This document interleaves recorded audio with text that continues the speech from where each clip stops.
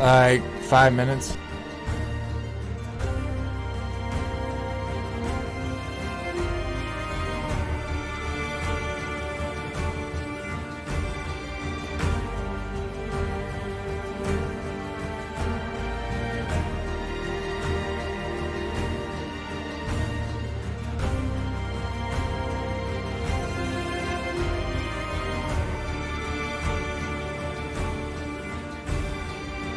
I can hear you, but I'm trying to get other stuff done. So give me a few, bro.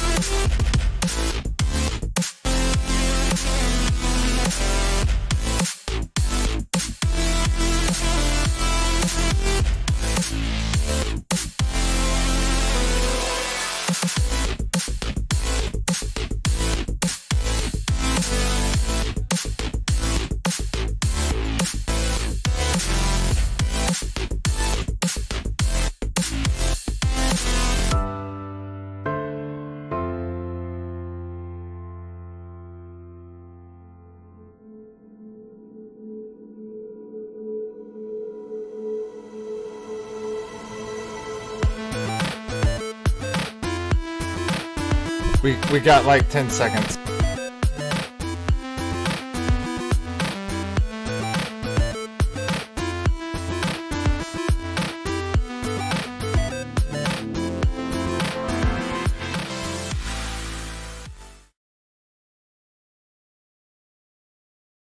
All right, welcome everybody to another episode of Circle of the Earth Fellowship. We're going to be talking about Daniel today and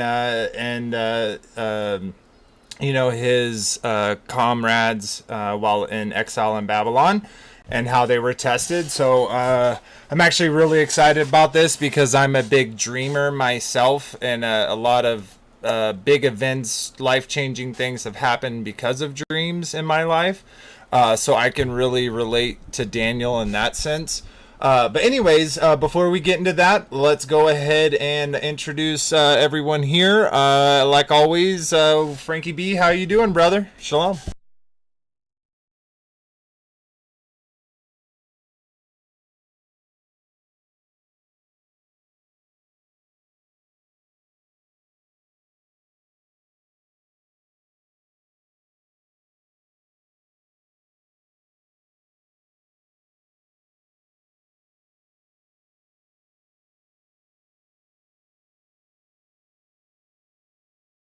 Yeah, dude, I'm super stoked for the debate, and yeah, we'll talk about that here in just a minute. But not for the first time, but back after a break, we got Redford Bear here. If you'd just like to. Oh, okay. We're no sound. Okay, let's try this one more time. 1 second. All right, go ahead, Frankie. I'm sorry about that. I had some system changes. Go ahead, try to talk, Frankie. I may need to change something. Okay. Okay. Sweet. Nope, it's not. Give me just a second, brother. Something happened to it. Give me just a second. Desktop audio. It's not grabbing the right audio. All right, this will be a quick fix. Just bear with me for a second, and we'll get this all changed over. Boom, done. And all right, you're good to go now, Frankie. I apologize for that. Shabbat shalom, everyone. It's Friday night. Let's just chill at the round table and discuss some gravy. Back to you, Vader. Yeah, thanks, brother. Sorry about that. I actually just did a whole bunch of changing over to the systems and stuff. So it's not really anything that'll affect other people, just me. Makes my job easier on some stuff, and so that was one thing that I missed. But anyways, back to what I was saying, Redford Bear, she's been here before, so I don't remember what episodes there were, but definitely not new to the table, so we appreciate you joining us. If you'd like to just say hello to everyone.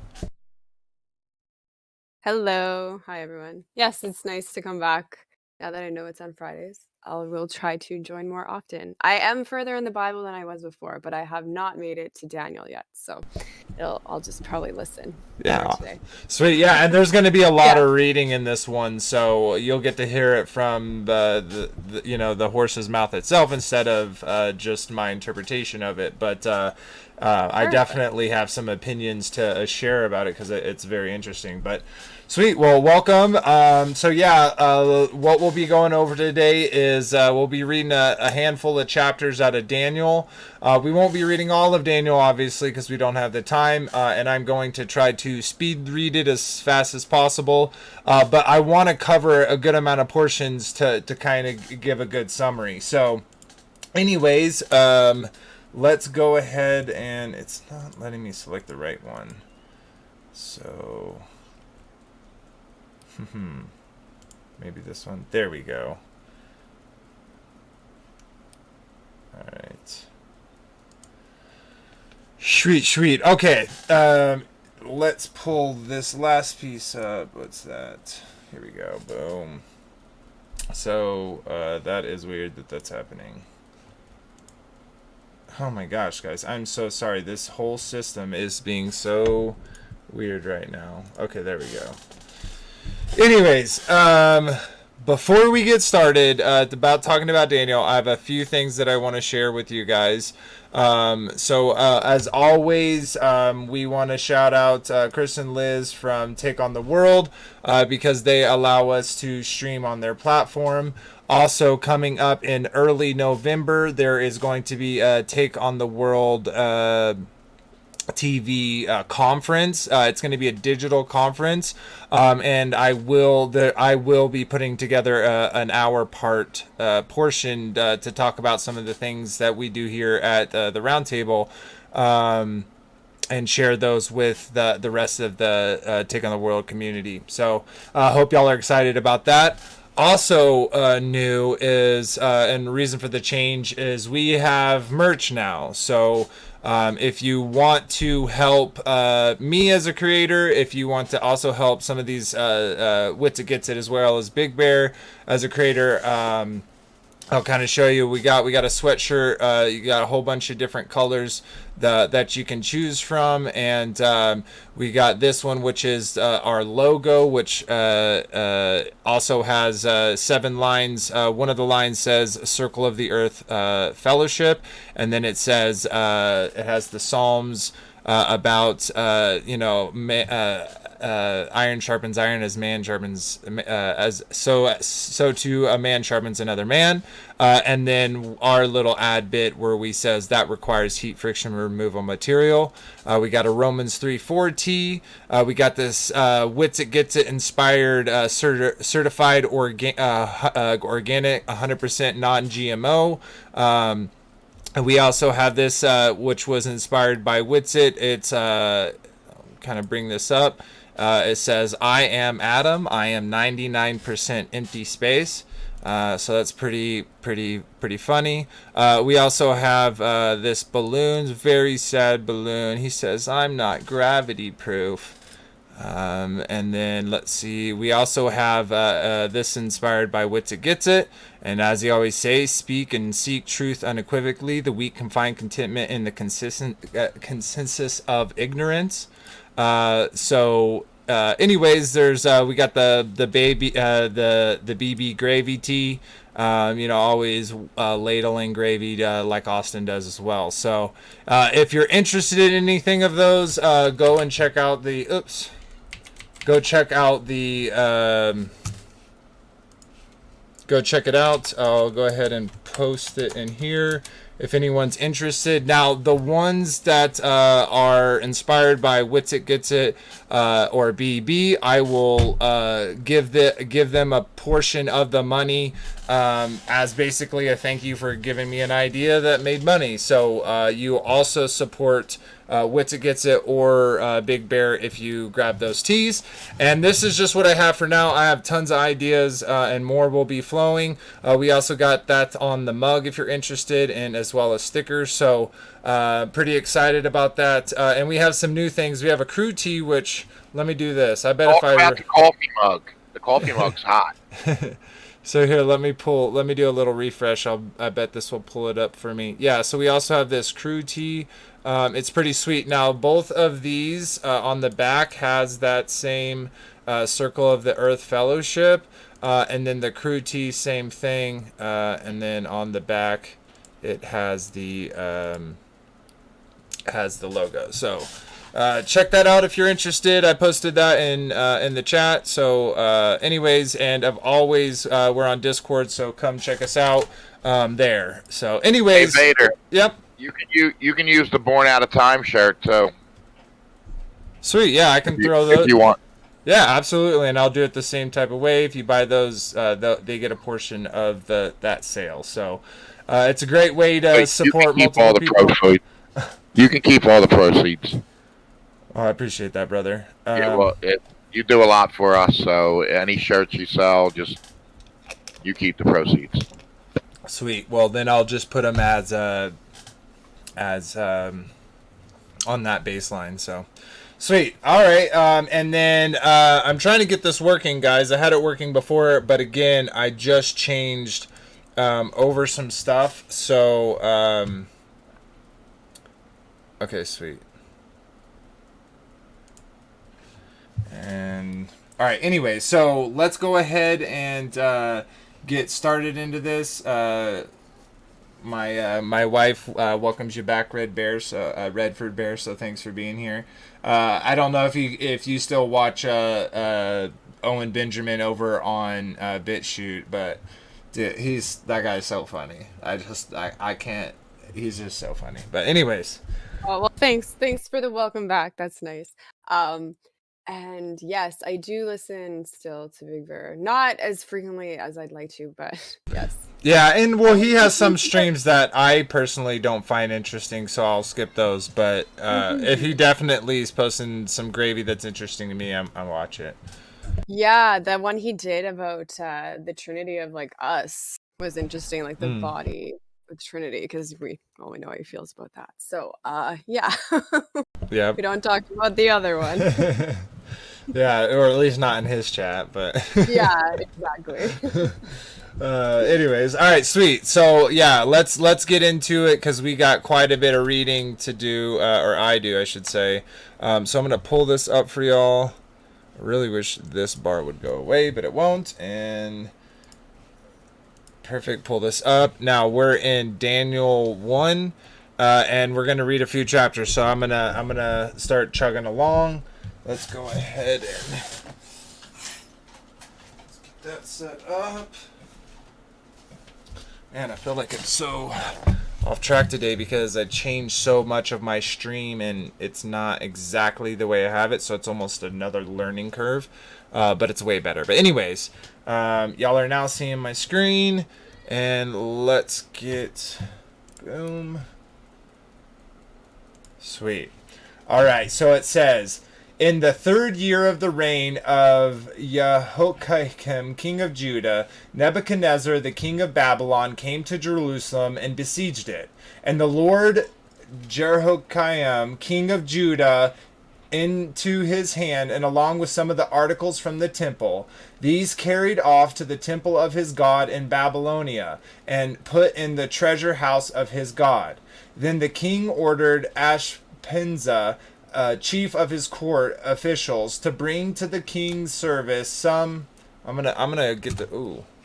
Okay, that's a little better. Here we go. Then the king ordered. I need to grab this. Sorry, guys. Okay. Then the king ordered Ashpenazar, chief of his court officials, to bring into the king's service some of the Israelites from the royal family and nobility, young men without any physical defect, handsome, showing aptitude for kind of learning, well-informed, quick to understand, and qualified to serve in the king's palace. He was to teach them the language and literature of Babylonians. The king assigned them a different amount of food and wine from the king's table. Them a daily amount of food and wine from the king's table. They were to be trained 3 years, and after that to enter the king's service. Among those who were chosen were some from Judah: Daniel, Hananiah, Mishael, and Azariah. The chief official gave new names to Daniel, the name Belteshazzar, to Hyena Shadrach, to Michael Meshach, and to Azel Abednego. But Daniel resolved not to defile himself with the royal food and wine, and he asked the chief officials for permission not to defile himself this way. Now God had caused the officials to show favor and compassion to Daniel. But the official told Daniel, "I'm afraid of the Lord the king, who has assigned your food and drink. Why should he see you looking worse than other young men your age? The king would have my head because of you." Daniel then said to the guard, who the chief official had appointed over Daniel, Hananiah, Mishael, and Azariah, please test your servants for 10 days. Give us nothing but vegetables to eat and water to drink. Then to compare our appearance to that of the young men who eat the royal food, and treat your servants in accordance with what you see. So he agreed to this and tested for 10 days.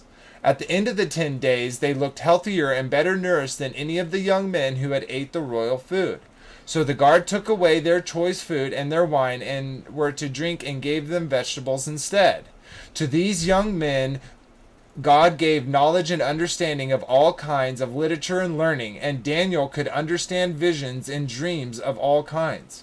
At the end of the time set by the king to bring them into his service, the chief official presented them to Nebuchadnezzar.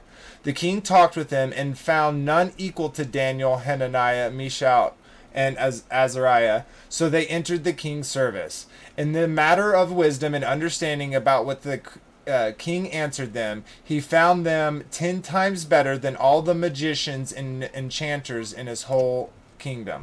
And Daniel remained there until the first year of King Cyrus. So that's his whole stint in Babylon. And we're going to talk about that here in a little bit. But just real quick before we go on, I want to point out that they had magicians and enchanters, and Daniel and his cohorts were better than all of them in every way. And I think it's really interesting where it talks here about the food differences and them just having the vegetables and the water, and how they weren't eating the royal foods, which is really interesting because I recently learned about bread and about when you sift the wheat and you remove the bran and the germ, how you're losing a lot of nutrition. And when they did that, first, anyways, point being is they're getting this really processed food, and obviously the Father is with them because they're deciding to not eat the things that go contrary to what the Father has asked them, and so they are being blessed accordingly for that. So, anyways, we're not. Hold on, I got. Oh, what's up?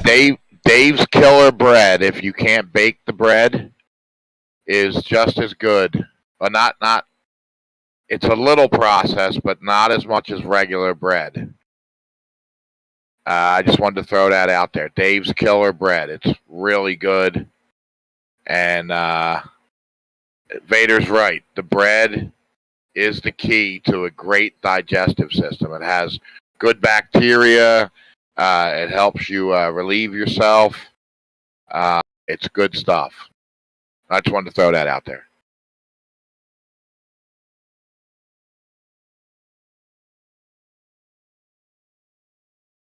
Go ahead, Vader. Yeah, absolutely. So let's get into Daniel 2. So this is Nebuchadnezzar's dream. So let's just get into it and start reading away. So, in the second year of his reign, Nebuchadnezzar had dreams. His mind was troubled and he could not sleep. So the king summoned the magicians, enchanters, sorcerers, astrologers to tell him what he had dreamed. When they came in and stood before the king, he said to them, "I have had a dream that troubles me, and I want to know what it means." Then the astrologers answered the king, "May the king live forever. Tell your servants the dream, and we will interpret it."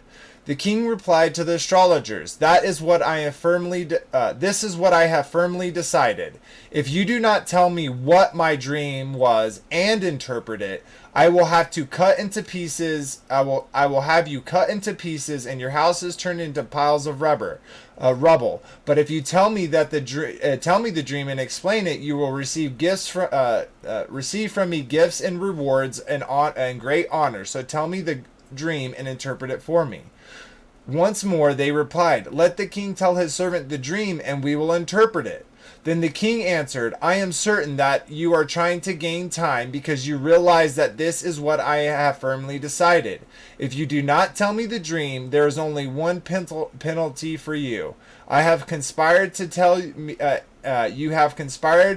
tell me misleading and wicked things, hoping the situation will change. So then, tell me the dream, and I will know that you can interpret it for me." The astrologers answered the king, "There is no one on earth who can do what the king asks. No king, however great and mighty, has ever asked such a thing of any magician or enchanter or astrologer. What the king asks is too difficult. No one can reveal it to the king except the gods, and they do not live among humans." This made the king so angry and furious that he ordered the execution of all the wise men of Babylon. So the decree was issued to put the wise men to death, and the men were sent to look for Daniel and his friends to put them to death. When Arioch, the commander of the king's guard, had gone to put to death the wise men of Babylon, Daniel spoke to him with wisdom and tact. He asked the king's officer, "Why did the king issue such a harsh decree?" Arioch then explained the matter to Daniel. At this, Daniel went to the king and asked for time so that he might interpret the dream for him. Then Daniel returned to his house and explained the matter to his friends Hananiah, Mishael, and Azariah. He urged them to plead mercy from God of heaven concerning this mystery, so that he and his friends might not be executed with the rest of the wise men of Babylon. During the night, the mystery was revealed to Daniel in a vision. Then Daniel praised the God of heaven and said, "Praise be to the name of God forever and ever. Wisdom and power are his. He changes times and season. He disposes kings and raises up others. He gives wisdom to the wise and knowledge to the discerning. He reveals deep and hidden things. He knows what lies in darkness, and light dwells with him. I thank and praise you, God of my ancestors. You have given me wisdom and power. You have made known to me what we asked of you. You have made known to us the dream of the king." Then Daniel went to Arash, who the king had appointed to execute the wise men of Babylon, and said to him, "Do not execute the men of Babylon. Take me to the king, and I will interpret his dream for him." And Arach took Daniel to the king at once and said, "I have found a man among the exiles from Judah who can tell the king what his dream means." The king asked Daniel, also called Belteshazzar, "Are you able to tell me what I saw in my dream and interpret it?" Daniel replied, "No wise man, enchanter, magician, or diviner can explain to the king the mystery he is asked about. But there is a God in heaven who reveals mysteries. He has shown King Nebuchadnezzar what will happen in the days to come. Your dreams and visions have passed through your mind as you were lying in bed are these. As your majesty was lying there, your mind turned to things to come, and the revealer of mysteries showed what is going to happen.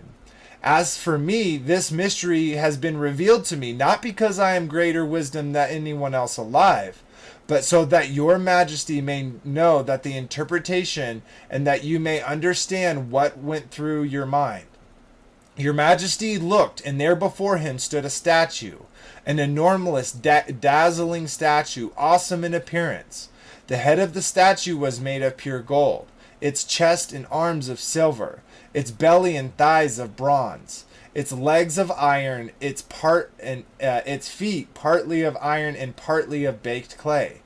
While you were watching, a rock was cut out, but not by human hands. It struck the statue on its feet of iron and clay and smashed them.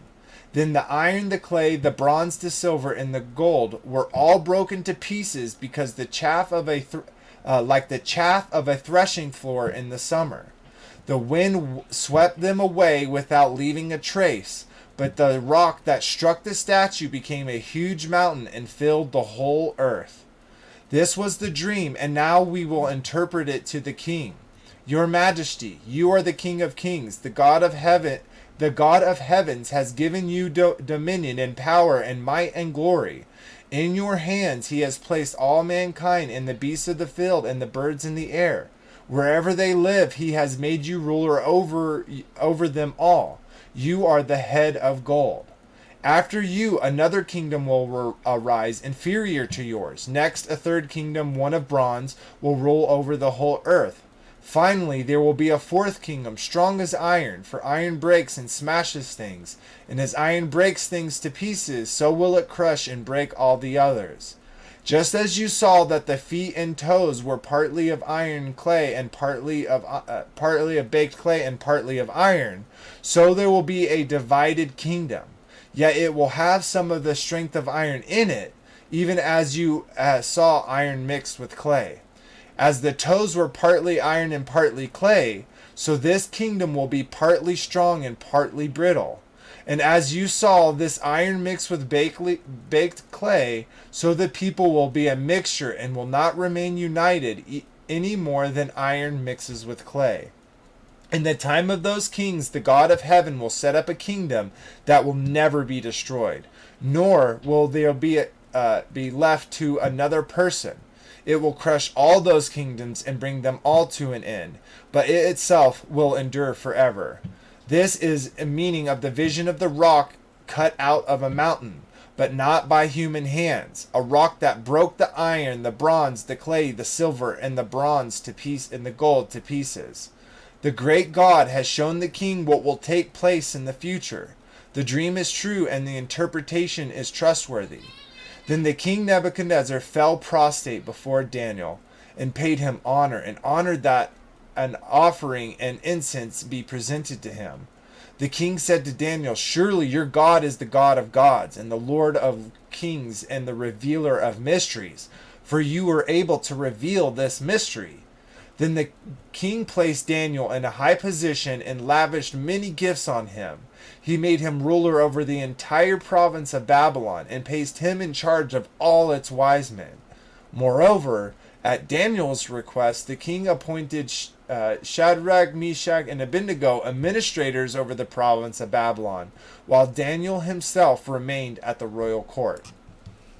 So we're going to take a little break there before we get into 3, because obviously there was a lot jam-packed there. But before we do, and I like how I clicked it instinctually, I want to talk about a couple things. Now, there's a lot of debate, there's a lot of thought about who the silver, who the bronze is, who the iron is, and who the iron is and mixed with clay is. Now, we're not going to really be getting into that today. That's not really the point of what I'm kind of talking about. But anyways, I do want to bring up a couple things about this. So, first of all, I think that and we're gonna see here this King Nebuchadnezzar, he named. I'm gonna jump back real quick to Daniel 1. He named Daniel a couple things, and it will tell us later. But where did that go? It said it right here. Where is it? Okay, right here. Belteshazzar. So this is the name of his god. This is Bel. And we obviously have talked about this character continually through all the different episodes. But I just want to point out that he's getting a name that is associated with the incorrect God. So I thought that was really interesting. But y'all have anything to kind of add there? I have more to add, but I want to read more before I do. Y'all have any thoughts, Frankie or Redford Bear? Daniel, I love Daniel because he was a man after God's heart, like David. He just sought the Lord for everything. He honored the ways of the Father. He just was a great representative of how we are to act and how we are to live. Consecrated to God, holy. Consecrated the holy. And a couple of months ago, I read the whole book, and by the end of it, I was crying. I mean, it just the love that the Father had for Daniel and the relationship they had was so sweet. To be honest, I almost teared up there right at the end where it says, "Then King Nebuchadnezzar fell prostrate before Daniel." And you have this guy who has this huge kingdom, right? Like and we'll see, like, what he's worshiping and what he's a part of are not good things. But like the fact that the Father, listens to Daniel and uses Daniel to talk to this king, that then puts him on a high pedestal, and it's going to lead to more events that I'm super excited about. But I want to pull this up real quick because it's so beautiful. You're saying he's at, after. Ooh, oops. A man after God's own heart. Yeah. So this part right here, let me pull this up for y'all. And he says right here, after, the wise men, the sorcerers, the magicians, they, said no one can do this. And when he comes to Nebuchadnezzar, he's saying like, hey, I want to let you know, this isn't by my own power. This is so you understand that where I'm getting this information from is legit. And he says this part right here where he says, no wise man, enchanter, magician, or diviner can explain to the king the mystery that he asked about, but there isn't a God in heaven who reveals mysteries. And so right there, like the humility, I think that's an essential part of having your heart after the Father, right? Like he never once says like, look how awesome and mighty I am that I can do this. He always gives 100% of the credit to the Father, but then he gets blessed in real life from that. So I think that's really, really beautiful. But sweet. Okay, let's go ahead. Why did I? Okay, there we go. So let's get through the rest of these. We got a couple more to do, so bear with me. And let's put this. Sorry guys, I have a lot of stuff going on. Okay, there we go. I need the other one. This one. Okay, sweet. And pull this over. Sweet. Okay, so here, Daniel 3. So Nebuchadnezzar made an image of gold, 60 cubits high and 60 cubits wide, and set it up in the plain of Dura in the province of Babylon. He summoned the satraps, prefects, governors, advisors. Oh, I'm not grabbing it. Advisors, treasurers, judges, magistrates, and all the other provincial officials to come to the dedication of the image he had set up. So the satraps, the prefects, the governors, the advisors, treasurers, judges, magistrates, and all the other provincial officials assembled to the dedication of the image of the that King Nebuchadnezzar had set up, and they stood before it.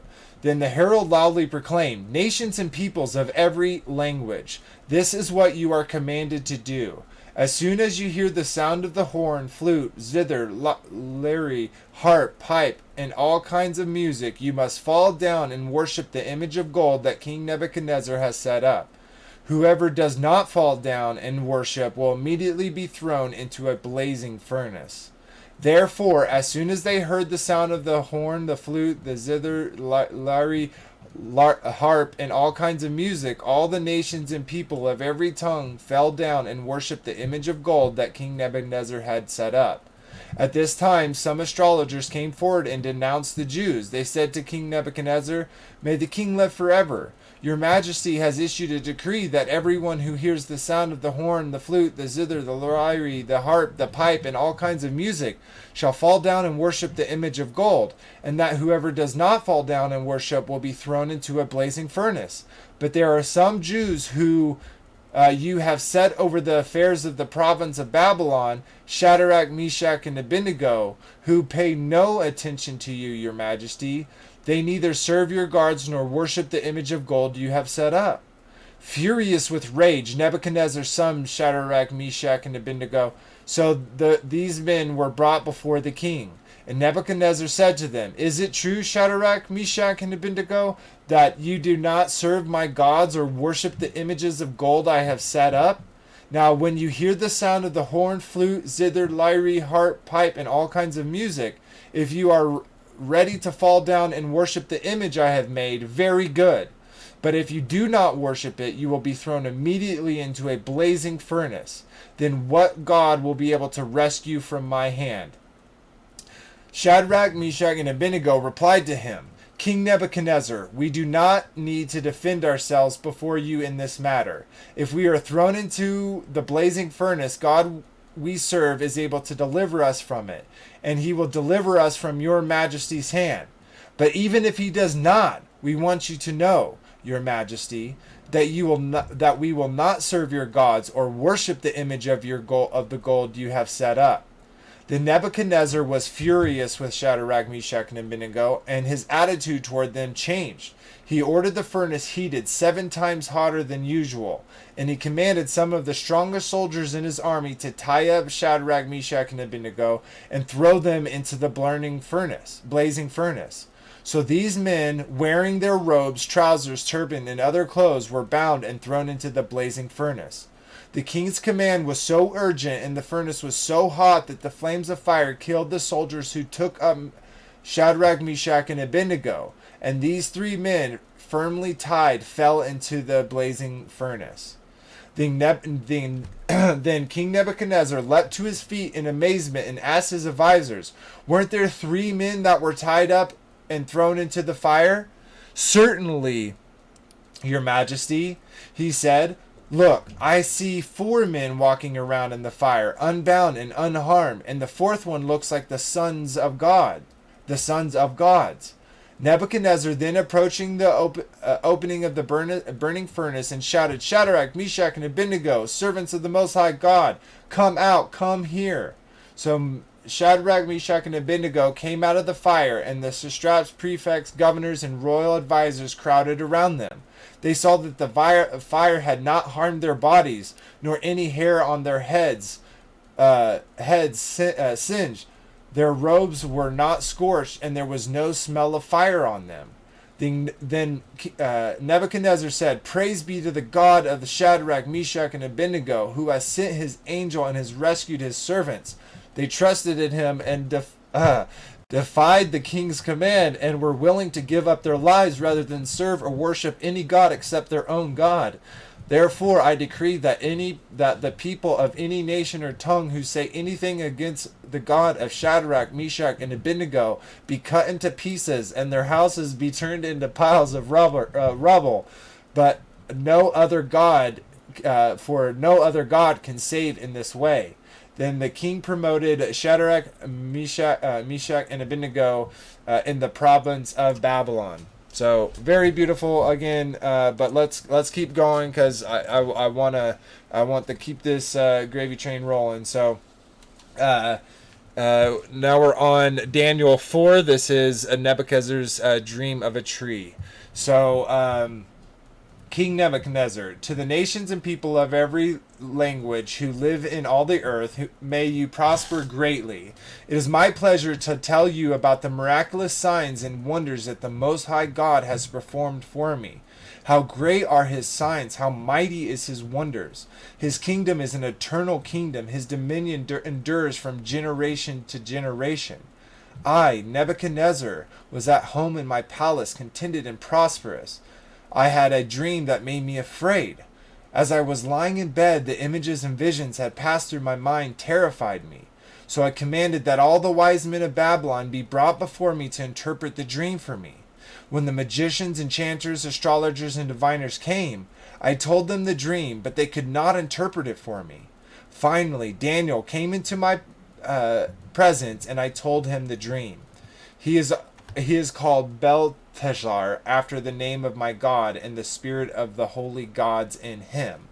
I said, "Belteshazzar, chief of the magicians, I know that the spirit of the holy gods is in you, and no mystery is too difficult for you. Here is my dream, interpret it for me. These are the visions I saw while lying in my bed. I looked, and there before me stood a tree in the middle of the land. Its height was enormous. The tree grew large and strong, and its top touched the sky. It was visible to the ends of the earth. Its leaves were beautiful, its fruit abundant, and on it was food for all. Under it the wild animals found shelter, and the birds lived in its branches. From it every creature was fed. In the visions I saw while lying in bed, I looked, and there before me was a holy one, a messenger coming down from heaven. He called in a loud voice, 'Cut down the tree and trim off its branches, strip off its leaves and scatter its fruit. Let the animals flee from under it and the birds from its branches. Let the stump and its roots, bound with iron and bronze, remain in the ground, in the grass of the field. Let him be drenched with the dew of heaven. Let him live with the animals among the plants of the earth. Let his mind be changed from that of a man, and let him be given the mind of an animal, till 7 times pass by for him.'" The decision announced. This decision is announced by the messenger. The Holy One declares the verdict, so that the living may know that the Most High is sovereign over all the kings of the earth, and gives them to anyone he wishes, and sets over them the lowest of people. This is the dream that I, King Nebuchadnezzar, had. Now, Belteshazzar, tell me what it means, for none of the wise men of my kingdom can interpret it for me. But you can, because the spirit of the holy gods is in you. Then Daniel, also called Belteshazzar, was greatly perplexed for a time, and his thoughts terrified him. So the king said, Belteshazzar, do not let the dream or its meaning alarm you. Belteshazzar answered, My lord, if only the dream applied to your enemies and its meanings to your adversaries. The dream you saw, which grew large and strong, which its top touching the sky, visible to the whole earth, which beautiful leaves and abundant fruit, providing food for all, giving shelter to the wild animals, and to having nesting places in the branches for the birds. You, your majesty, you are that tree. You have become great and strong. Your greatness has grown until it reaches the sky, and your dominion extends to the distant parts of the earth. Your majesty saw a holy one, a messenger, coming down from the heaven and crying, Cut down the tree and destroy it, but leave the stump, bind it with iron and bronze in the grass of the field, while its roots remain in the ground. Let him be drenched with the dew of heavens. Let him live with the wild animals until 7 times pass by him. This is the interpretation, your majesty, and this is the decree of the Most High has issued against my lord the king. You will be driven away from your people, and you will live with the wild animals. You will eat grass like the ox and be drenched with the dew of heaven. 7 times will pass by you until you acknowledge that the Most High is sovereign over all kingdoms on earth and gives them to anyone he wishes. The command to leave the stump in the tree with its roots means that your kingdom will be restored to you when you acknowledge that heaven rules. Therefore, your majesty, be pleased to accept my advice. Renounce your sins by doing what is right, and your wickedness by being kind to the oppressed. It may be that then your prosperity will continue. At this time, King Nebuchadnezzar, 12 months later, as the king was walking on the roof of the royal palace of Babylon, he said, Is it not this the great Babylon I have built as a royal residence by my mighty power and for the glory of my majesty? Even as these words were on his lips, a voice came from heaven. This is what is decreed for you, King Nebuchadnezzar. Your royal authority has been taken from you. You will be driven away from your people and will live with the wild animals. You will eat grass like the ox. 7 times will pass by you until you acknowledge that the Most High is sovereign over all the kingdoms on earth and give them to anyone he wishes. Immediately, what had been said about Nebuchadnezzar was fulfilled.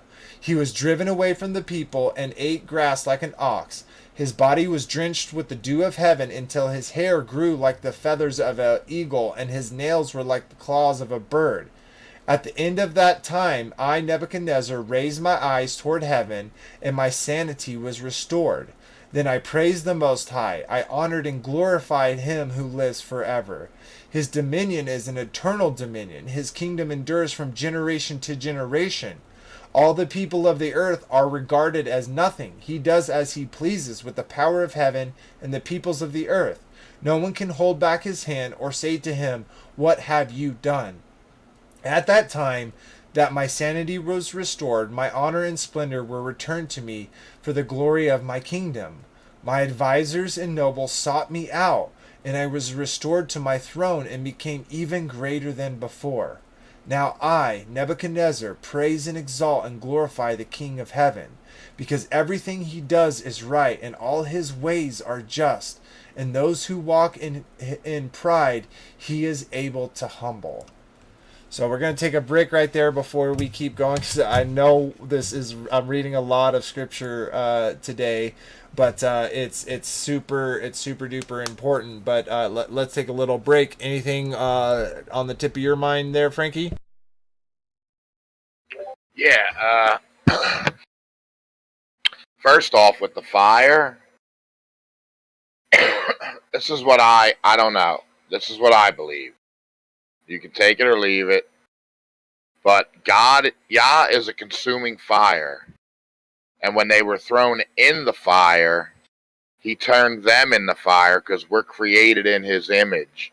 So we have fire. We are fire. And his consuming fire covered them and protected them. That's what I feel. That's my interpretation of that. And Yeshua being there ministered the fire of God, Yah, to them where it protected them. And it just perplexes me how stubborn Nebuchadnezzar was when he seen all these miracles and he still denied Yah as supreme ruler. You know what I mean? Yeah, he had that. He literally asked, for this thing that was literally impossible. The Father made this impossible possible by telling him his dream, and then and then interpreting the dream, and then a chapter later, he's putting to death any person who's not worshiping his God, his image. Just shows the stubbornness of man.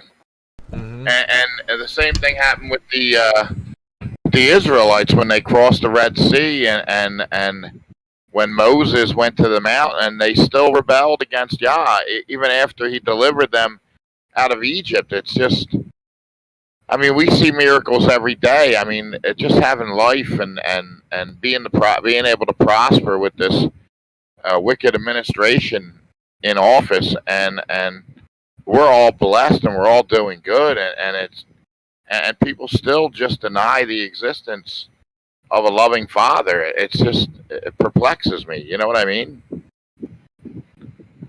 No, totally. And kind of something to you were saying, like here at the end in Daniel 4:37, it says, "Now I, Nebuchadnezzar, praise and exalt and glorify the King of Heaven, because everything he does is right and all his ways are just, and those who walk in pride he is able to humble." So we're literally talking about a guy who he owns almost the whole earth, right? It's like his kingdom extends to the to the ends of the earth, ends of the earth, right? So we're talking about a guy that has all this stuff, but again, he's doing all of this, all of these rituals, and he even refers to Daniel. I don't know if y'all caught it, but he says, like, the God's spirit is in you, the holy gods. He's referring it to this plethora of gods. Now, God, the spirit of the pagan gods is in him, he was saying. Yeah, exactly. And obviously that's not true. The one living God. Mm-hmm, exactly. So he wasn't even acknowledging the God Daniel was proclaiming to get this from. The praise was for his God. So I think that was really interesting. But another kind of point of this, real quick, is he's told this dream. He's told by Daniel what it means, right? And then he literally has the goal to then say, look at how, everybody come see how good I look. Look at my, yep, exactly. And then at that very moment, what was prophesied about him came true.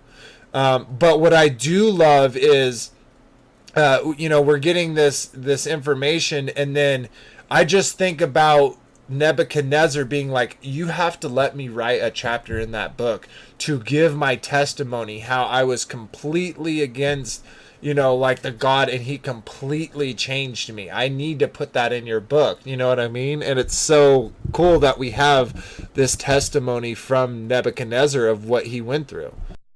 I never looked at it like that. That really is a really good point.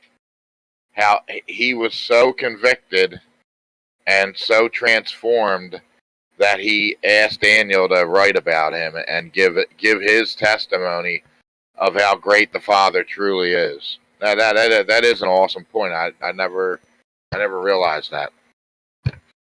Yeah, it's really cool. Like, I love seeing, like, it's kind of my same infatuation with the Vader, with Vader. Darth Vader, is like it's this bad guy who is redeemed. I think that's such a beautiful story, to see Nebuchadnezzar, who was full on, building this huge statue of gold because he could, to these idols, and saying, you don't worship them, you're going in the blazing fire. Now, I want to talk about the blazing fire real quick. Kind of my view about it. So I more view that fourth figure is kind of as Nebuchadnezzar is saying there. So let me bring that back here. That's just my interpretation. No, totally, yeah. And I just, God is a consuming fire, and we are created in His image, so we have His fire in us. And we actually wrote a song, "Stoke the Fire," which and let it burn in you. It's our job to stoke the fire that is in us, so that we are on fire for Yah. You know what I mean? So yeah, go ahead. Totally. Okay, so let me bring it up. Okay, so here, let me find it real quick where he sees. Okay, right here. While you're doing that, I think we have 600 stubs. Yeah, guys, we hit 6. So nope, it's actually breaking news. Breaking news. Breaking news. We are actually now at 601. So thank you for all the new subscribers. Meaning which, I'll actually take a break real quick and do that. That's a good little take a quick thing before we go back to that. You want to sub to the channel so you can get the alert for the debate tomorrow night, because it's going to be really good. Austin is going to be prepared. It's going to be Vader. Vader, you're muted. No, I was going to say something, but I was waiting for you. What I was. Oh, my bad. I'm watching the video. Oh, my bad. No. I'm muted. I got the video muted. No worries. What I was going to say is, dang it, I totally forgot. Yeah, you want to sub so that you get the notification for tomorrow night's debate. I remember now. Also, if you're not subbed, you won't be able to participate in chat tomorrow. So make sure that you're subbed so you can participate in the chat. Just so there's, good people are going to sub. Just to keep the chat as civil as possible, because it is the debate. It's a controversial issue, but like it says, we're going to still walk away from this as brothers and sisters of the Most High. So anyways, let me pull this up real quick. So I just want to shout out to it didn't give me the new one. I just want to shout out to some new subs to the channel. Just to show y'all some love for doing so. We got a few new ones and a little surprise in here as well. So let me pull this up and boom. So we got Blood Always Finds Its Level. Thanks for the sub. Asthmatic, thanks for the sub. Cuddy, thanks for the sub. I see them over on Witsit gets it quite a bit, so welcome. We got Weird War, Jopa Lupa, Auntie Meg, Michael Parks, Jared King, Sean Sika, and Whack Alert. It doesn't show it on there. I thought it did, but another new sub that we got is Back to the Covenant. So next Friday, we're going to have Matthew Beaver from Back to the Covenant on for a special guest episode. He's going to be talking about his book. We're going to talk about his channel. We're going to get his testimony. We're going to talk to him about biblical cosmology. So if you like Matt, if you like us, it's going to be a great show. Super excited about it. But I will be posting something sooner, the closer we get to that time and date. So anyways, let's continue on so we can get through all of this. I'll bring this up. Boop, ba-doo. Okay, perfect. And then we are, did I scroll down? We need to go to 5. So we only got 2 more. We're going to go 5 and 6, and then kind of call it from there, and kind of wrap up talking about it. So let's go ahead and go. So again, Daniel 5. King Belzahar gave a great banquet for 1,000 of his nobles and drank wine with them. While Belshazzar was drinking his wine, he gave orders to bring in the gold and the silver goblets that Nebuchadnezzar his father had taken from the temple in Jerusalem, so that the king and his nobles, his wives and his concubines might drink from them. So they brought in the gold goblets and made that had been taken from the temple of God in Jerusalem, and the king and his nobles, his wives and his concubines drank from them. As they drank the wine, they praised gods of gold and silver, of bronze and iron and wood and stone. Suddenly let's grab it like this. Suddenly, the fingers of a human hand appeared and wrote on the plaster of the wall near the lampstand in the royal palace. The king watched the hand as it wrote. His face turned pale, and he was so frightened that his legs became weak and his knees were locking. The king summoned the enchant. Okay, so I just real quick, and his knees were locking. You can also, I'm not in King James Version, which is interesting that it switched. So let's read it from KJV. Maybe it is a little easier on the read. Oh, that's New King James. Bear with me. What does authorize mean? Did the Father authorize it? Sorry, there it is. Let's do this again. Did it switch? Sorry, everyone. Did it switch? Drink them. So and it says, so that the joints of his loins were loosened and his knees smote on one another. So the joints of the loins, that's pretty interesting thing. It'd almost be like his loins were loosened. But anyways, then the king's countenance was changed and his thoughts troubled him, so that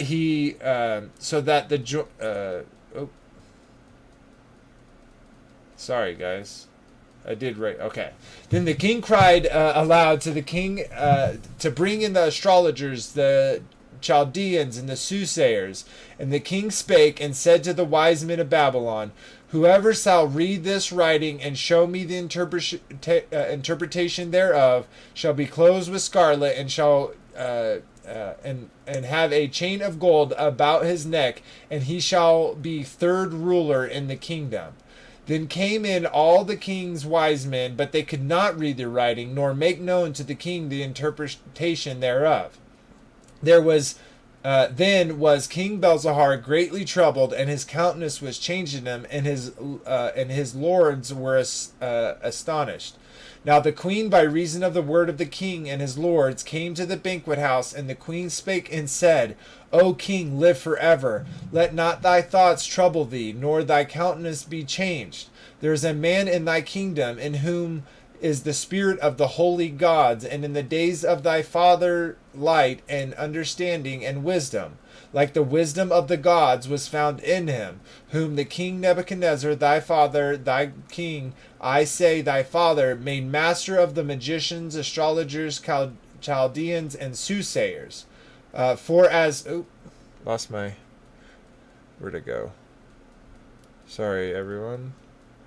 Looking at two different screens. For as so much as an excellent spirit and knowledge and understanding, interpreting of dreams and showing of hard sentences and dissolving of doubts were found in the same Daniel, whom the king named Belshazzar.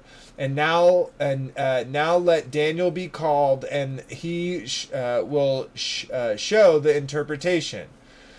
Then was Daniel brought in before the king, and the king spake and said unto Daniel, Art thou not thou that Daniel, which art of the children of the captive of Judah, whom the king of my father brought out of Jewry? I say, ever heard of thee that the spirit of the gods is in thee, that the light and understanding and excellent wisdom is found in thee? And now the wise men, the astrologers, have been brought in before me, that they should read this writing, and make known unto me the interpretation thereof. But they could not show the interpretation of the thing. And I have heard of thee that thou can make interpretations and dissolve doubts. Now if thou canst read this writing and make known to me the interpretation thereof, thou shalt be clothed with scarlet, and have a chain of gold about thy neck, and shall be the third ruler in the kingdom.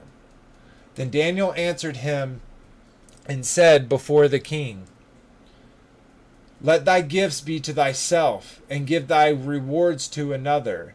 Yet I will read writing unto you, and make known to him the interpretation. O thou king, the most high God gave Nebuchadnezzar thy father a kingdom and a majesty and glory and honor. And for the majesty that he gave him, all people, nations, and languages trembled and feared before him, whom he slew, and for whom he kept alive, and for him who he would set up, and for whom he would put down. And when when his heart was lifted up, and his mind hardened in pride, and he was disposed from his kingly throne, and they took his glory from him. And he was driven from the sons of man, and his heart was made like the beasts, and his dwelling was that with the wild asses. They fed him with grass like oxen, and his body was wet with the dew of heaven, till he knew that the Most High God ruled in the kingdom of men, and he appointeth over it whoever he will. And thou his son, O Belzahar, hast not humbled thy heart, though thou knewest all this, but hast lifted up thyself against the Lord of heaven. And they have brought the vessels of his house before thee, and thou and the lords and thy wives and thy concubines have drunk wine in them. And thou hast praised the gods of silver and gold and brass and iron and wood and stone, which see not, nor hear, nor know. And the God in whose hand thy breath is, and whose all are all the ways, hath thou not glorified.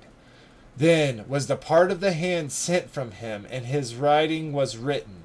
And this is the writing that was written: Mene, Mene, Tekel, Upharsin.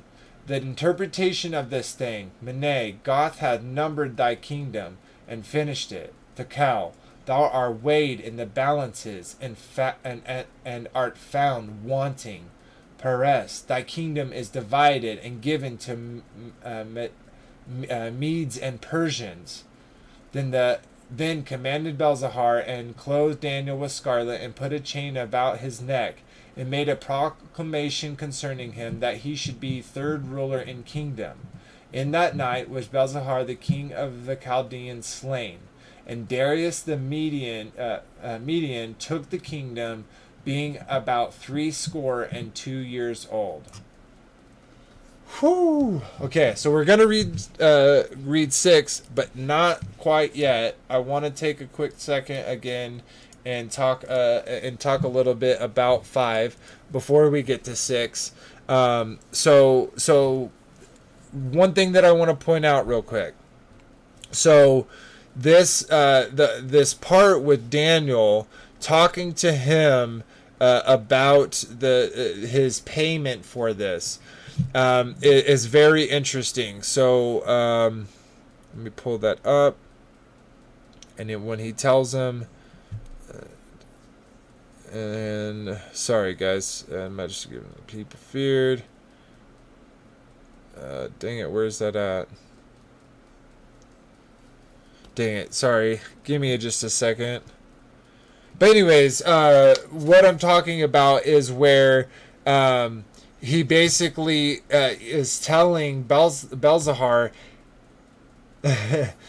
Belzahar, you know, your father was given this whole kingdom, domain over all the nations and the tongues. You inherited this after knowing what your father had gone through. Then you disrespect the house by drinking from these vassals, which are of the house of the lords, and you cast them out, and you use them as this thing. But when he is talking about the payment, he says, I'm going to make you third ruler. And he makes this proclamation, right?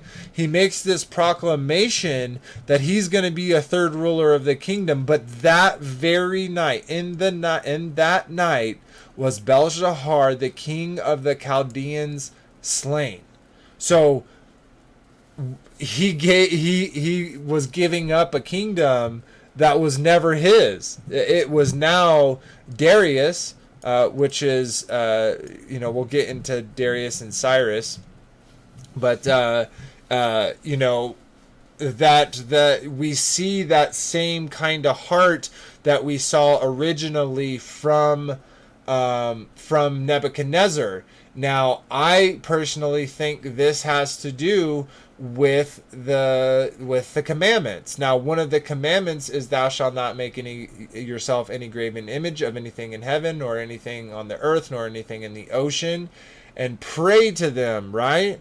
And we see that all these people that are participating in this debauchery are praying to these idols of gold and silver and wood and stone, and they have ears and can't hear, and mouths but can't speak, and they have a head but they don't know anything.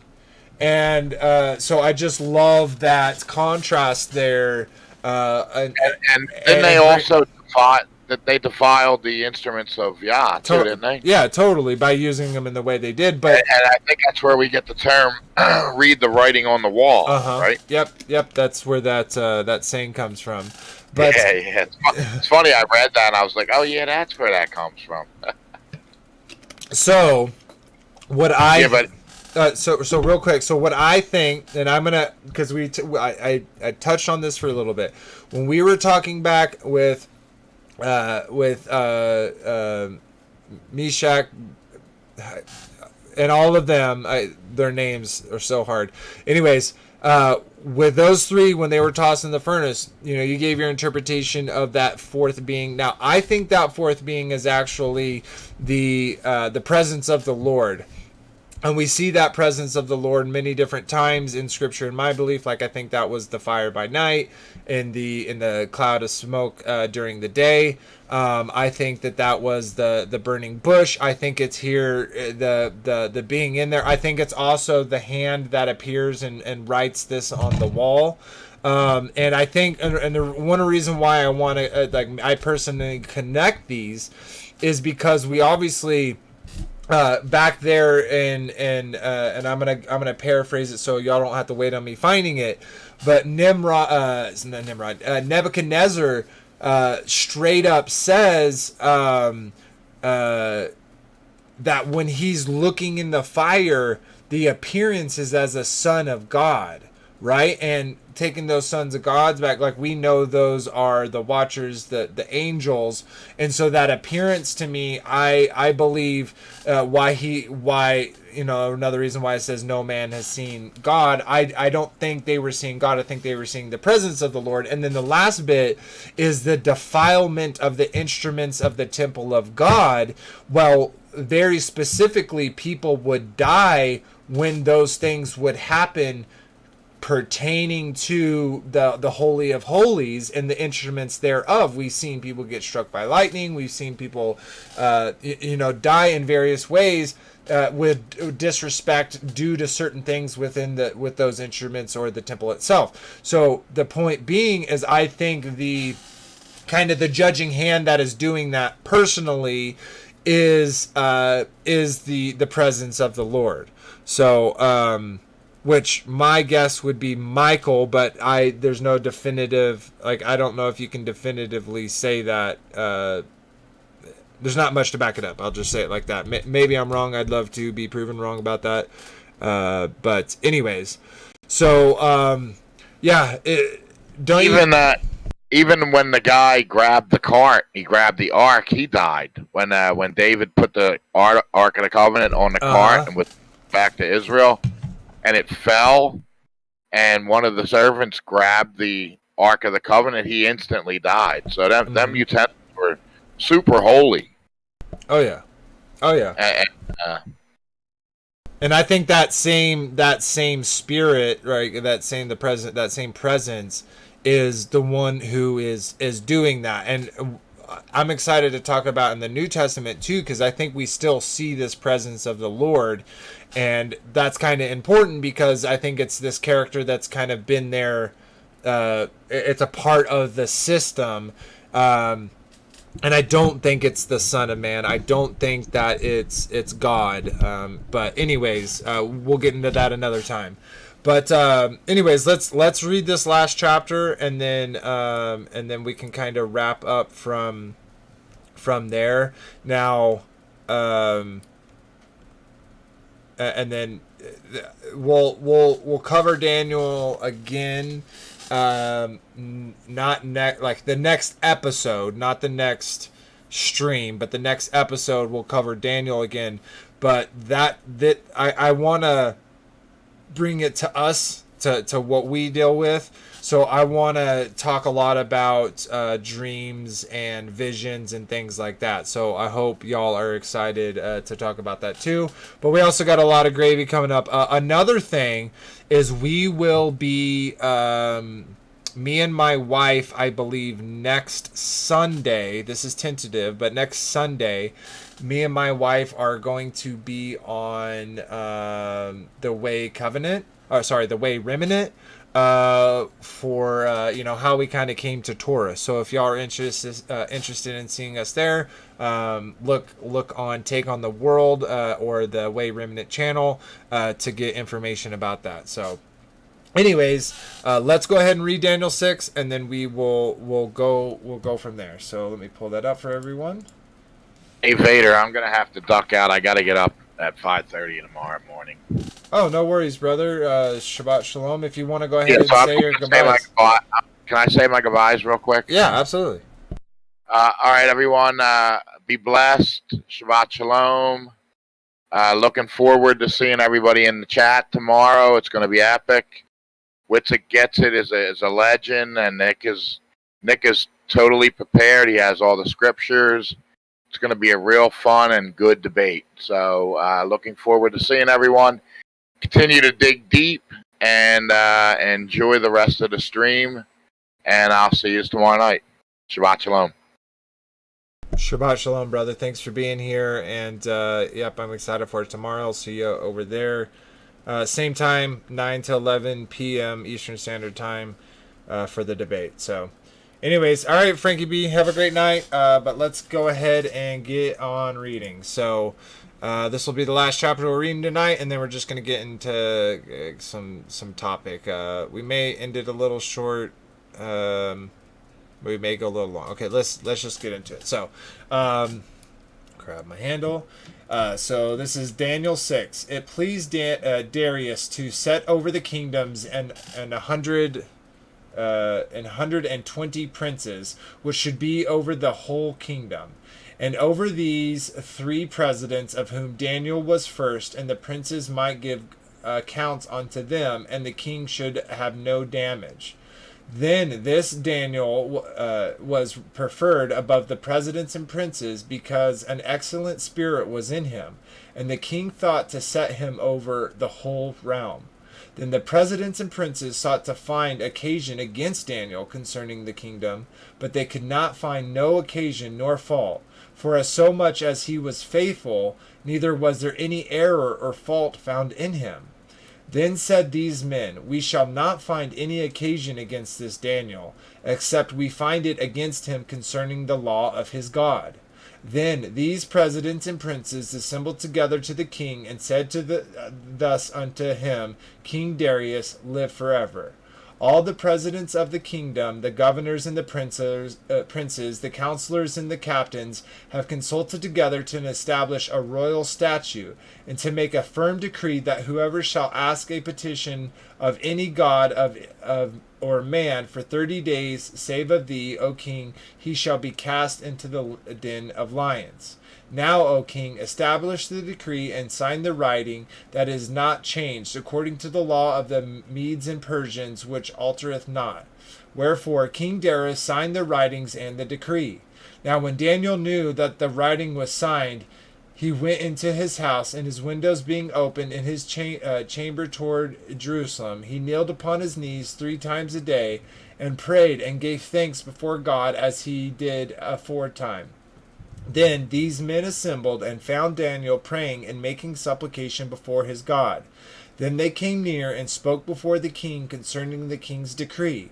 Hast thou not signed a decree that every man shall ask a petition of any god or man within 30 days, save of he, O king, shall be cast into the den of lions? The king answered and said, This is true. The thing is true, according to the law of the Mede and Persians, which altereth not. Then answereth they said and said before the king, that Daniel, which is one of the children of the captives of Judah, regardeth not thee, O king, nor the decree that thou hast signed, and makest his petition 3 times a day. Then the king, when he heard these words, was sore displeased for himself, and set his heart on Daniel to deliver him. And he labored till the going down of the sun to deliver him. Then these men assembled unto the king, and said unto the king, Know, O king, that the law of the Medes and Persians is, that no decree nor statute which the king established may be changed. Then the king commanded, and brought Daniel, and cast him into the den of lions. Now the king spake and said unto Daniel, Thy God whom thou servest continually, he will deliver thee. And a stone was brought and laid upon the mouth of the den, and the king sealed it, and with his own signet, and the signet of the Lord's, and the purpose might not be changed concerning Daniel. Then the king went to his palace, and praised the night fasting, neither were instruments of music brought before him, and his sleep went from him. Then the king arose very early in the morning, and went into haste into the den of lions. And then he came to the den, he cried with a labial voice unto Daniel, and the king spake and said to him, Daniel, O Daniel, servant of the living God, is thy God whom thou servest continually able to deliver thee from the lions? Oops. Let me re-grab this. Then Daniel said unto the king, O king, live forever. My God has sent his angel, and has shut the lion's mouth, that they have not hurt me, for as so much as before him innocency was found in me, and also before thee, O king, have I done no hurt. Then was the king exceedingly glad for him, and commanded that they should take Daniel up out of the den. So Daniel was taken up out of the den, and no manner of hurt was found upon him, because he believed in his God. And God commanded, and the king commanded, and brought those men who had accused Daniel, and they cast them into the den of lions, them, their children, and their wives. And the lions had the mastery of them, and brake all their bones into pieces, or ever they came out of the bottom of the den. Then King Darius wrote unto all people, nations, and languages that dwell in all the earth, Peace be multiplied upon you.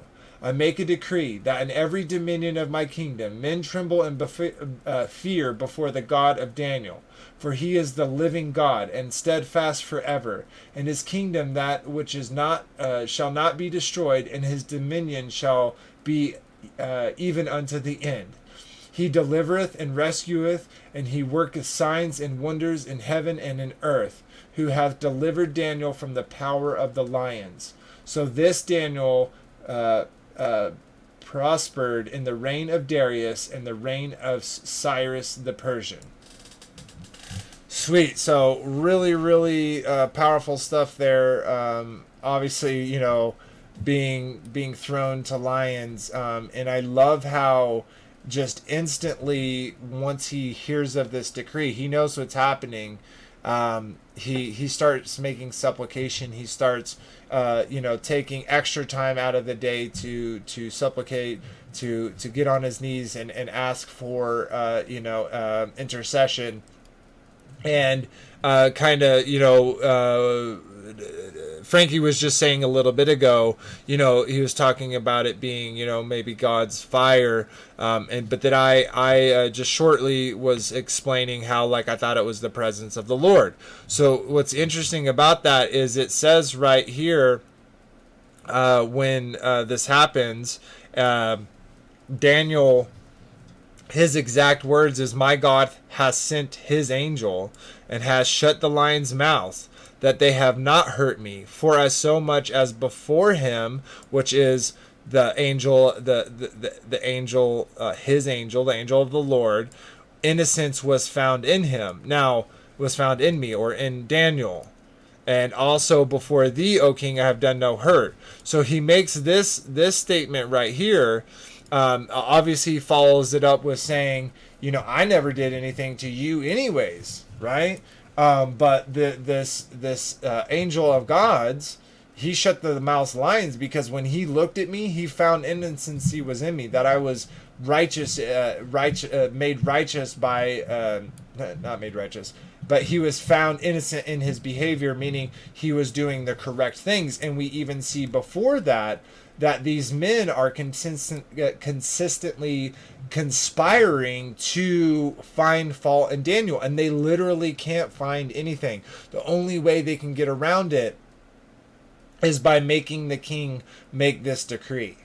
So I think that's very interesting. So let me do this and this. Oh, wrong one. Sorry, guys. This one, and this one. So yeah. Anyways, yeah,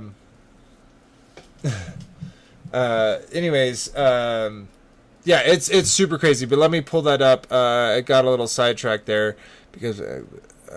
So one, everyone preferred him because he had this excellent, spirit around him, obviously because, of his desire for the Father, and that is that same light that the Father, wants to instill in all of us, and maybe that's what Frank is talking about, that fire, because him being around people preferred him because of the way that he carried himself, because of who he was walking with, which obviously is the Father, in keeping to what he says. But let me find. Okay, it's trying to establish a rule start to make for position. That whoever shall ask a petition of any god or man for 30 days, save thee. So, what's okay, I found it. Let me pull this up for y'all. Boop doo. Okay, so right here,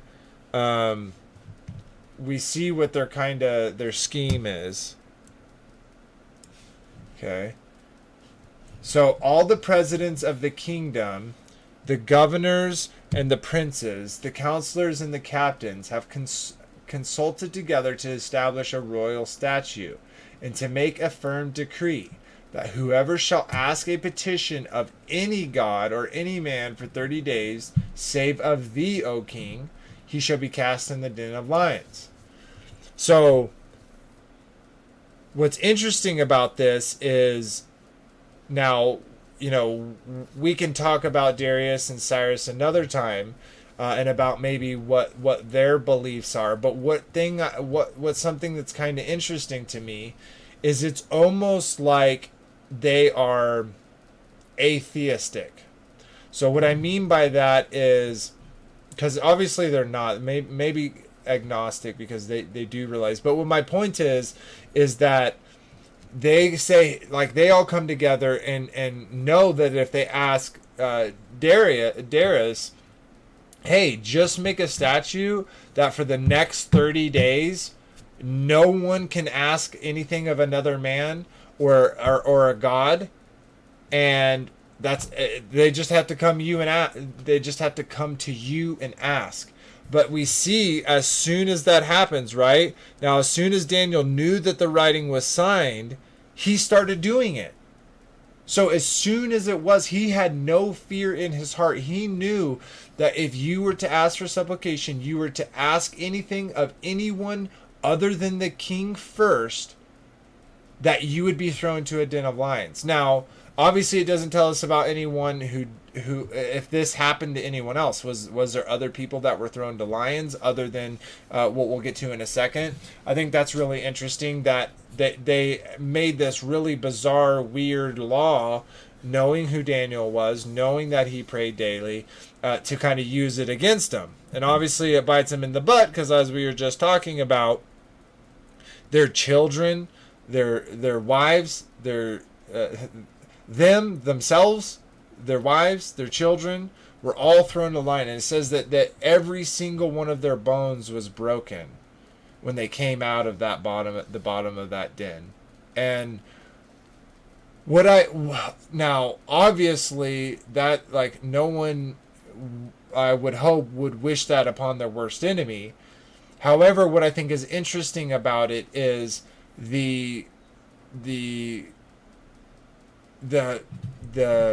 difference of that, meaning, or I'm lost for the word that I'm thinking of to explain what I'm trying to say. But point being is, like, they thought they could get rid of this one person, right? One person, they get rid of this one person, and they're gonna now be in a better. Their whole family, everyone in their group, in their cohort, are gonna all be in these better positions, but they just have to kill one person.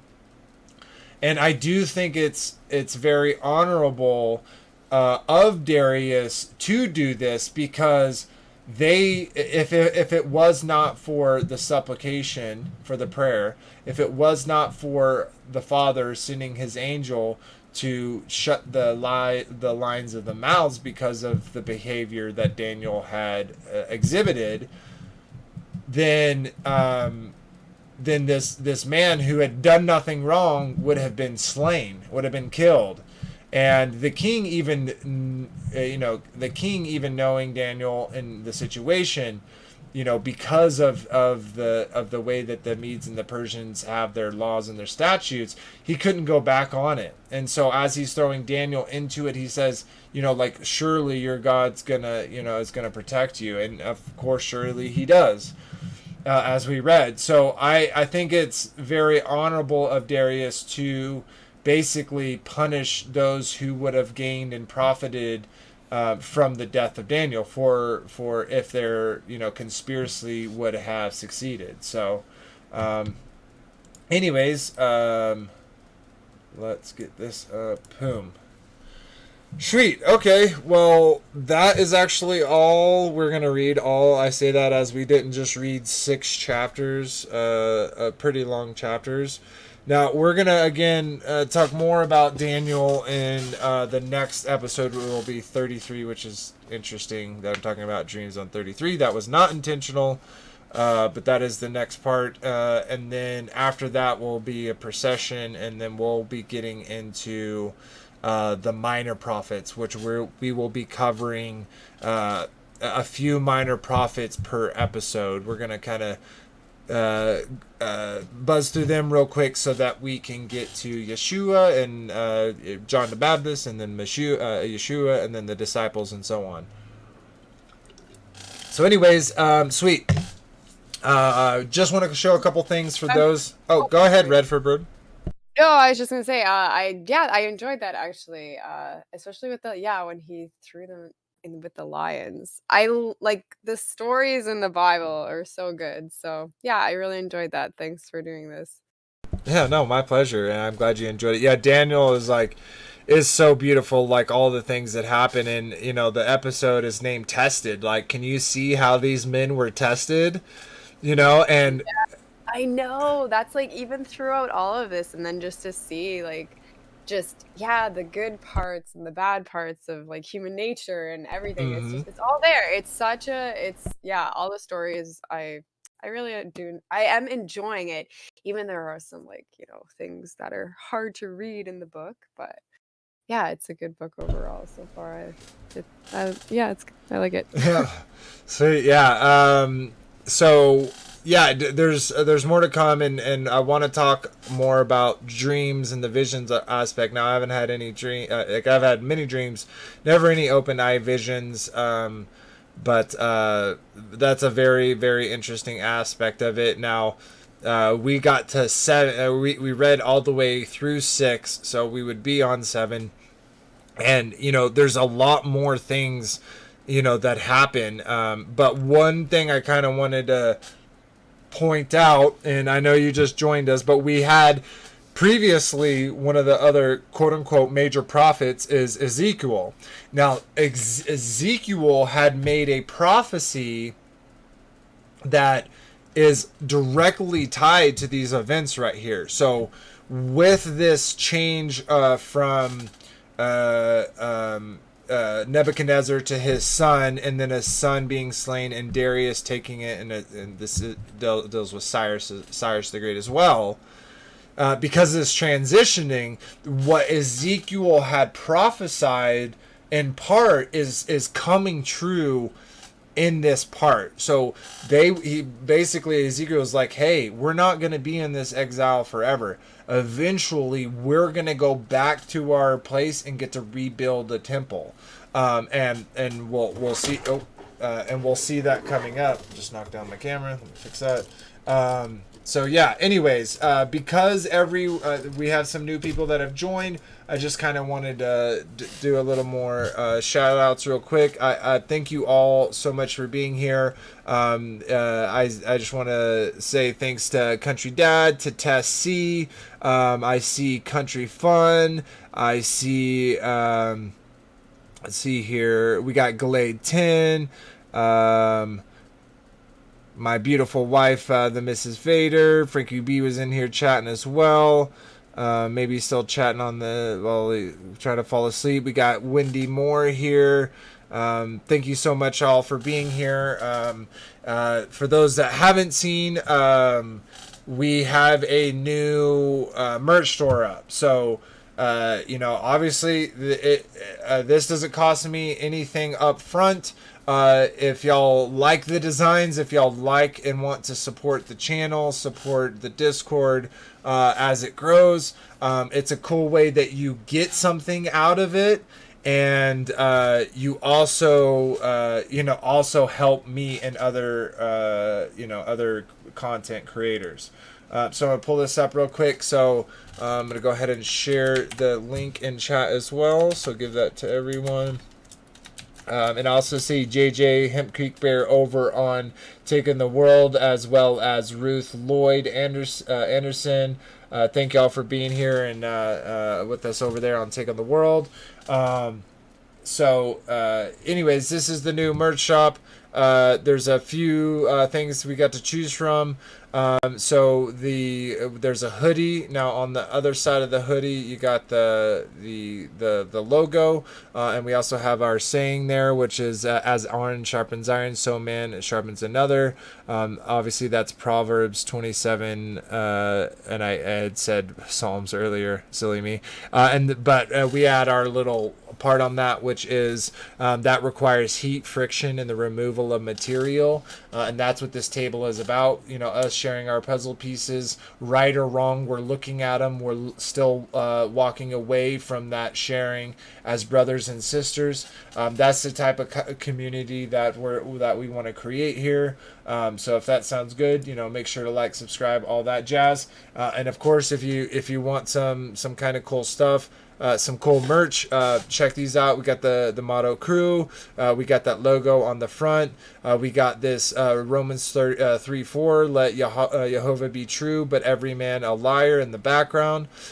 This is got this idea from What's It Gets It, certified organic, non-GMO, and then we have the name of the father there, Yodehave. And then we also got another What's It inspired t-shirt. This says speak and seek truth unequivocally, and the weak find contentment in the consensus of ignorance. So that's a pretty cool one. So any of the shirts that you get that are tied with another content creator, they do get a portion of the proceeds. If you'd like to show some love, there's a great way to do it, and you still get something out of it. We got the gravy ladle on there as well. And then we also got a mug and some stickers. So check those out if you're interested. Also shout out to, again, Chris and Liz for letting us stream on your platform. I know we don't get a lot of people live there, but we get a lot of people that watch the show afterward. So shout out to y'all. Thank y'all so much for being there. If you made it this far, remember that liking and subscribing and commenting, specifically commenting, really helps it fuel the Al Gore's rhythm, so that we get shared to more people. And then last but not least, check out again, if you haven't, Circle of the Earth Fellowship. Now we also every Wednesday are putting out new shorts, so if you haven't seen them, go check them out, comment on those so that more people can see them, so maybe we can get some more people to join us at the table in the Discord and the YouTube. So they're pretty informative. Maybe you've heard about them, maybe you haven't. Definitely a good spot where you can learn some things, or maybe some aspects that you didn't know. So love you if you check those out. And we're actually, we're almost to the 2 hours, so we can go ahead and kind of wind it down, and then wind it down, and then we will say our goodbyes. Basically, kind of, we read again 1 through 6 of the book of Daniel. I believe that we see multiple times the Spirit of the Father, the presence of the Lord show Himself up and intercede for Daniel and his cohorts. And we see the difference. We see these men who are obeying the Father's commandments, doing what He asked them to do, and we see why is this? Okay, there we go. And we see the results of it, and we get a picture from both sides. We get a picture of these sorcerers who use all these wicked, deceitful ways into which to get their way with the king. And then we see and what befalls them, and then we see Daniel, and we see his trust and his honesty and his humbleness to not make him look great, but to give the glory and the honor to the Father. And we see what becomes of him. He is made high and mighty within the whole world. And then we look at the people that come up against his cohorts, Meshach, Abednego, and Abednego. Sorry, I suck with this so bad. But we see, what they did and conspired to do against those people, that they weren't, bowing down to these idols like everyone else was, and they wanted them to get in line and drink the Kool-Aid, and they said, no, we're not going to do that. And I love the part where you see them say like, hey, even He will deliver us, but even if He doesn't, know that we're never going to bow down to those things. And they're thrown in, and the men who participated in that to help those men be thrown into the cast of fire, they are actually burnt up. And then we get to Belzahar, and we see him and what he knows about his father, and what the kingdom was and was not, and what happened again, and how yet he led his life. And we see him mocking and having so much disrespect for the Father by using the holy instruments. And we see that he was so willing to give up the third of the country, and to give up all these things when they were never his anyways. The whole point, it really interesting real quick, is he made a decree that Daniel got a third a part of the country, and he died that very night. And the reason why is because it wasn't his to give. He was found wanting. That position wasn't his, and we saw what the power did to him. So, lastly, we get another example of Daniel, this time with Darius instead of Nebuchadnezzar. And we see the position that Darius is put into, and that he was a man of his word and honors his law. He kept to the statute, but had hope, and that hope was revealed when Daniel was not chewed, because the presence of the Lord found favor and innocence in the heart of Daniel, because Daniel did what was right in the sight of the Lord. And that comes back to what Daniel had said to Nebuchadnezzar, that until you turn from your wicked ways and acknowledge that the Father is sovereign above all, this is how you're going to be. And we see that exact thing unfold over and over and over. So anyways, I think it's such a beautiful picture, and of course Daniel has so much for it. But here at the round table, we're throwing all our pieces on the table. We're not sitting out there and making a conclusive, this is the way it is, you must believe it or you're not with the Father. We believe we're all brothers and sisters on a path searching for the Father, and as iron sharpens iron, so does one man sharpen another, and that does require heat. That requires some friction, and it definitely requires the removal of material. So just like Daniel had told Nebuchadnezzar, you have to remove some material from your life in order to live the type of life that the Creator, that the God of gods, the Lord of lords of over all wants you to live. So with that, we'll kind of conclude it. Red Bear dipped out. Thanks for joining us, sister, for the time that you did. I definitely enjoyed. I hope you had fun. All those in the chat, again, thank you for being here. April showed up. Thanks for being here, sister. We got Wendy Moore and all Country Dad still here. Thank you all so much for the love. Again, tomorrow, things that are coming up.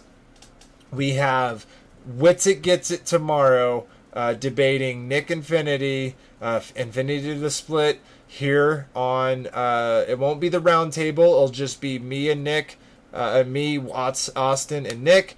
And then next Saturday, we're going to have Matthew Beaver from Take on the Covenant. Give me a Back to the Covenant. Let me pull that up for y'all so y'all can check that out.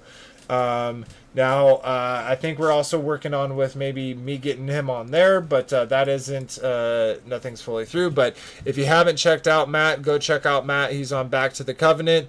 Has a lot of great content, great interviews, great discussions. Really, really funny and lively guy. So definitely check him out. I enjoy all of his stuff. And then the week after that, that same week, next week, that Sunday, I believe, because that's not next Wednesday, sorry, the 16th, I believe I will be on there. And then the 23rd, we're actually going to have Jeff and Miranda from the Way Remnant back on our show. So let's show them. Now on Take of the World, they have great content. Mondays they have Disputed Lands. Tuesdays Sound Off. Wednesdays Separate Resistance. Thursdays Flat Out Insights. Of course, we're on Fridays. And then Ian Fiducci does his stuff on Saturdays. And then the Way Remnant, Jeff and Miranda, are on Sundays. So great content there. If you're not subscribed, give them some love. They definitely help the community grow and have so many different content creators be able to share their puzzle pieces. So that's one reason why I love them. But as always, we read the comments from the last video. So let's go ahead and do that. We got just one over here on the C.E.F. Channel. We got helloing, following you from Witsit. Thanks, Iger TV. Appreciate that love and the comment. And let's go over to Take on the World. And we got two. We got Moonglow saying thank you. Thank you, sister, as always. And thank you, wife, as always, for the love. Sweet. All right. And then last but not least, here is our Discord channel. If you would like to join our Discord, we share memes, we share videos. I don't know if y'all have ever had a problem with YouTube giving you notifications for content creators. Well, we have you back. We post content creators on there that we enjoy. And if you have ones that you enjoy that you do get notifications to, make sure that you come and join and start sharing those things in there. We also have recipes and do-it-yourself stuff, garden stuff, art stuff, music stuff, a whole bunch of different stuff. We got ladies chat only. We got Torah studies, discussions. We even got a debate den where we talk about, Paul or 70 AD or some of those other divisive topics. So yeah, come join us out. I'll go post the link description in both. And I hope y'all will join us. But other than that, that is going to wrap up the rest of this episode. So again, thank you all for being here, for the love. And I hope y'all have a wonderful Shabbat, a wonderful rest in the Father tomorrow. And I hope y'all have a great night. But until then, I love y'all so much. And y'all have a wonderful, wonderful evening. Good night.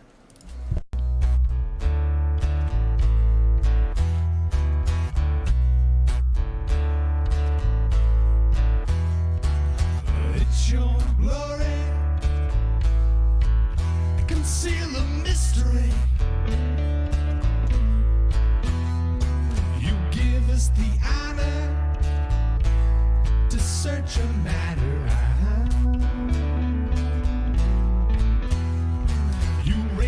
the standard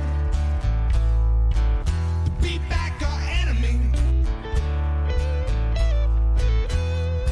You established this realm, and like a scroll you spread it out.